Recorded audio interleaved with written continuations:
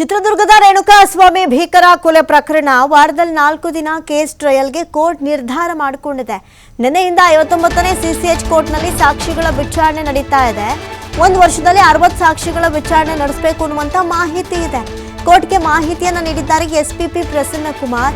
ಸಹಕಾರ ನೀಡುವುದಾಗಿ ಕೋರ್ಟ್ಗೆ ಆರೋಪಿಗಳ ಪರ ವಕೀಲರು ಕೂಡ ಮಾಹಿತಿಯನ್ನು ಕೊಟ್ಟಿದ್ದಾರೆ. ದರ್ಶನ್ ಹಾಗೂ ಪವಿತ್ರ ಗೌಡ ಪರ ವಕೀಲರಿಂದ ಕೋರ್ಟ್ಗೆ ಮಾಹಿತಿಯನ್ನು ಕೊಡಲಾಗಿದೆ.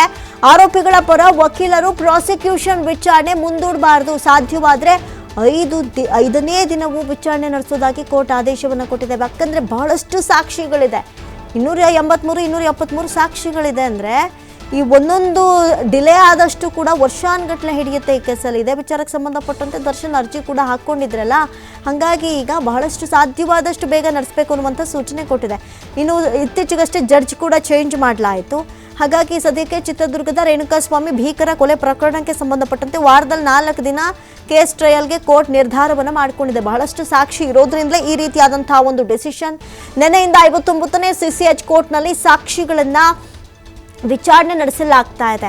ಒಂದು ವರ್ಷದಲ್ಲಿ 60 ಸಾಕ್ಷಿಗಳನ್ನ ವಿಚಾರಣೆ ನಡೆಸಬೇಕು ಅಂತ ಮಾಹಿತಿಯನ್ನು ಕೊಡಲಾಗಿದೆ. ಕೋರ್ಟ್ಗೆ ಮಾಹಿತಿ ಕೊಟ್ಟಿರೋದು ಎಸ್ಪಿಪಿ ಪ್ರಸನ್ನ ಕುಮಾರ್. ಸಹಕಾರ ನೀಡೋದಾಗಿ ಕೋರ್ಟ್ಗೆ ಆರೋಪಿಗಳ ಪರವಾಗಿದ್ದಾರಂತಲ್ಲ ವಕೀಲರುಗಳು, ಅವ್ರುಗಳ ಮಾಹಿತಿಯನ್ನು ಕೊಟ್ಟಿದ್ದಾರೆ.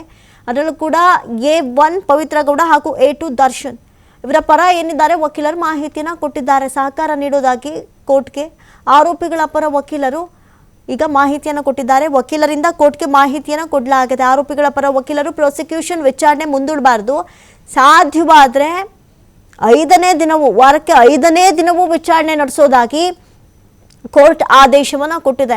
ಹಾಗಾಗಿ ಬಹಳಷ್ಟು ಸ್ಪೀಡಾಗಿ ನಡೀಬಹುದಾ?